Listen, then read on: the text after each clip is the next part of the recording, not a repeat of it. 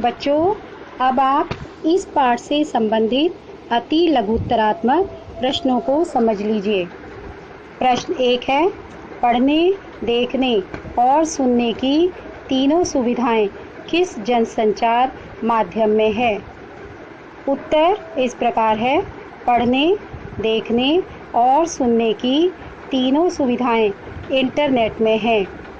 प्रश्न 2 है, सबसे ज़्यादा उन्मुक्त होकर किस जनसंचार माध्यम का प्रयोग किया जाता है? उत्तर है, सबसे ज़्यादा उन्मुक्त होकर रेडियो का प्रयोग किया जाता है। तीसरा प्रश्न है, अखबार और टेलीविज़न पर समाचार प्राप्त करने में क्या अंतर है? उत्तर इस प्रकार है, अखबार में अपनी इच्छा अनुसार क्रम की बाध्यता के बिना समाचार पढ़ा जा सकता है, जबकि टेलीविज़न के समाचारों में चित्रों के मेल के कारण सजीवता अधिक रहती है। प्रश्न 4 है, जनसंचार के प्रमुख माध्यम कौन कौन से हैं? उत्तर होगा, प्रमुख माध्यम समाचार पत्र, पत्रिकाएं, रेडियो, दूरदर्शन तथा इंटरनेट है। प्रश्न 5 इस प्रकार है, जनसंचार का सबसे पुराना माध्यम क्या है? उत्तर होगा, प्रिंट माध्यम जनसंचार का सबसे पुराना माध्यम है। प्रश्न 6 है, छपाई की शुरुआत कहाँ हुई? उत्तर है, छपाई की शुरुआत चीन में हुई। प्रश्न 7 है, भारत में पहला छापाखाना कब और कहाँ खुला? उत्तर होगा, भारत में पहला छापाखाना सन 1556 में गोवा में खुला। प्रश्न 8 इस प्रकार है, मुद्रण के आविष्कार का श्रेय किसे दिया जाता है? उत्तर होगा, मुद्रण के आविष्कार का श्रेय जर्मनी के गुटेनबर्ग को दिया जाता है। प्रश्न नंबर 9, मुद्रित माध्यमों की सबसे बड़ी शक्ति क्या है? उत्तर होगा, मुद्रित माध्यमों की सबसे बड़ी शक्ति छपे हुए शब्दों में स्थायित्व है। प्रश्न 10 इस प्रकार है, लिखित और मौखिक भाषा में मुख्य अंतर क्या है? उत्तर होगा, लिखित भाषा में व्याकरण, वर्तनी और शब्दों के उपयुक्त इस्तेमाल का ध्यान रखना होता है तथा लिखित भाषा में अनुशासन की आवश्यकता होती है, जबकि मौखिक भाषा में स्वतः स्फूर्तता होती है। बच्चों, प्रश्न 11 इस प्रकार है, जनसंचार माध्यम रेडियो की क्या विशेषता है? उत्तर होगा, जनसंचार माध्यम रेडियो एक श्रव्य माध्यम है। इसमें ध्वनि, स्वर और शब्दों का खेल होता है। प्रश्न 12 इस प्रकार है, रेडियो में अखबार जैसी कौन सी सुविधा नहीं है? या प्रश्न इस प्रकार से भी हो सकता है, रेडियो किस प्रकार का माध्यम है? उत्तर होगा, रेडियो में अखबार की तरह पीछे लौटकर सुनने की सुविधा नहीं है। बच्चों, प्रश्न नंबर 13 इस प्रकार है, सबसे अधिक खबरें किस शैली में लिखी जाती हैं? उत्तर है, सबसे अधिक खबरें उल्टा पिरामिड या इन्वर्टेड पिरामिड शैली में लिखी जाती हैं। प्रश्न नंबर 14 है, ब्रेकिंग न्यूज़ किसे कहते हैं? उत्तर होगा, सबसे बड़ी या सबसे मुख्य समाचार को ब्रेकिंग न्यूज़ कहते हैं। इसे दर्शकों तक तत्काल और कम से कम शब्दों में पहुंचाया जाता है। प्रश्न 15 इस प्रकार है, फ़ोन इन से आप क्या समझते हैं? उत्तर है, एंकर रिपोर्टर से फ़ोन पर बात करके सूचनाएं दर्शकों तक पहुंचाता है। रिपोर्टर घटना वाली जगह से ज़्यादा से ज़्यादा जानकारियाँ एंकर तक पहुँचाता है और एंकर दर्शकों को बताता है। प्रश्न नंबर 16 इस प्रकार है। कौन सा अखबार प्रिंट रूप में न होकर सिर्फ इंटरनेट पर उपलब्ध है? उत्तर होगा प्रभा साक्षी नामक अखबार प्रिंट रूप में न होकर सिर्फ इंटरनेट पर उपलब्ध है। प्रश्न नंबर 17 इस प्रकार है। वेबसाइट पर विशुद्ध पत्रकारिता शुरू करने का श्रेय किसे दिया जाता है? बच्चों, उत्तर इस प्रकार होगा। वेबसाइट पर विशुद्ध पत्रकारिता शुरू करने का श्रेय तहलका.com को दिया जाता है। बच्चों, प्रश्न नंबर 18 इस प्रकार है। इंटरनेट पत्रकारिता की लोकप्रियता के 2 कारण लिखिए। उत्तर इस प्रकार होगा। इंटरनेट पत्रकारिता की लोकप्रियता के कारण है।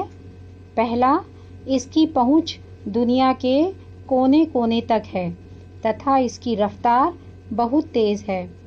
दूसरा, इसके माध्यम से दुनिया के किसी भी कोने से छपने वाले अखबार या पत्रिका को पढ़ा जा सकता है। प्रश्न नंबर 19 इस प्रकार है। जनसंचार के 2 प्रमुख कार्यों का उल्लेख कीजिए। उत्तर होगा जनसंचार के 2 प्रमुख कार्य हैं। पहला, आम लोगों को उसके परिवेश की तमाम हलचलों की जानकारी देना। दूसरा, आम लोगों की समस्याओं आदि से सरकार, प्रशासन आदि को अवगत कराना। बच्चों, प्रश्न नंबर 20 इस प्रकार है।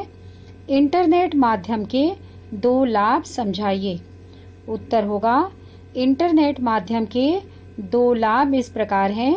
पहला, इंटरनेट पर देश विदेश की खबरों को आसानी और शीघ्रता से पढ़ा जा सकता है और अखबार की पुरानी फाइलें ढूंढी जा सकती हैं। दूसरा है, इंटरनेट के माध्यम से दुनिया के किसी भी कोने में आयोजित चर्चा परिचर्चा में भाग लिया जा सकता है। बच्चों, अब आप दीर्घ उत्तरात्मक प्रश्नों को समझेंगे। प्रश्न 1 है। दूरदर्शन पर समाचार देते समय किन किन बातों को ध्यान में रखना चाहिए? विस्तार पूर्वक समझाइए। उत्तर इस प्रकार है।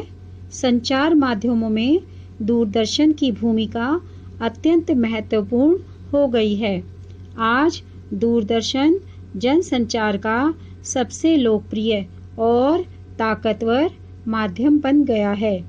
प्रिंट मीडिया के शब्द और रेडियो की ध्वनियों के साथ साथ जब दूरदर्शन के दृश्य मिल जाते हैं तो सूचना की विश्वसनीयता कई गुना बढ़ जाती है। दूरदर्शन समाचार वाचक में अनेक गुण होने चाहिए, जैसे उसकी बोली में स्पष्टता एवं विशिष्टता होनी चाहिए। उसे दृश्यों के साथ तालमेल बनाकर रखना चाहिए। समाचार वाचक को सहज होकर समाचार पढ़ना चाहिए। उसे विषयानुकूल मुख मुद्रा बनाना आना चाहिए। उसे सामान्य शिष्टाचार का पूरा ध्यान रखना चाहिए। उसे अपनी वेशभूषा पर भी ध्यान देना चाहिए। दूरदर्शन पर खबर लिखने की बुनियादी शर्त दृश्य के साथ लेखन की होती है। दृश्य यानी कैमरे के लिए शॉट्स, जिनके आधार पर खबर बुनी जाती है। अगर शॉट्स आसमान के हैं तो हम आसमान की बातें लिखेंगे, समंदर की नहीं। इसी प्रकार दूरदर्शन के समाचार 2 तरह से पेश किए जाते हैं। इसका शुरुआती हिस्सा मुख्य खबर होती है, जिसे बगैर दृश्य के न्यूज़ रीडर पढ़ता है। दूसरा हिस्सा वह होता है जहां से पर्दे पर एंकर की जगह खबर से संबंधित दृश्य दिखाए जाते हैं। बच्चों, प्रश्न नंबर 2 इस प्रकार है। उल्टा पिरामिड शैली पर प्रकाश डालिए। उत्तर इस प्रकार होगा।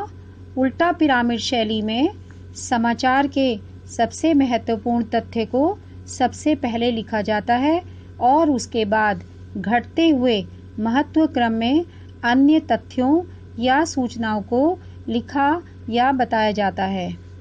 इस शैली में किसी घटना, विचार या समस्या का ब्यौरा कालानुक्रम के बजाय सबसे महत्वपूर्ण तथ्य या सूचना से शुरू होता है। तात्पर्य यह है कि इस शैली में कहानी की तरह क्लाइमैक्स अंत में नहीं बल्कि खबर के बिल्कुल शुरू में होता है। उल्टा पिरामिड शैली में कोई निष्कर्ष नहीं होता। उल्टा पिरामिड शैली में समाचार को 3 हिस्सों में विभाजित किया जा सकता है।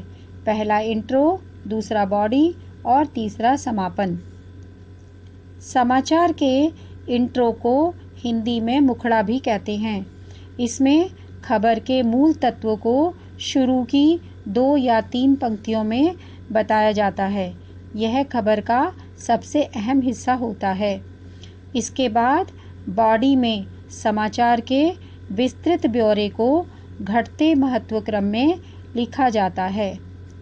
हालांकि इस शैली में अलग से समापन जैसी कोई चीज़ नहीं होती और यहाँ तक कि प्रासंगिक तथ्य और सूचनाएं दी जा सकती हैं।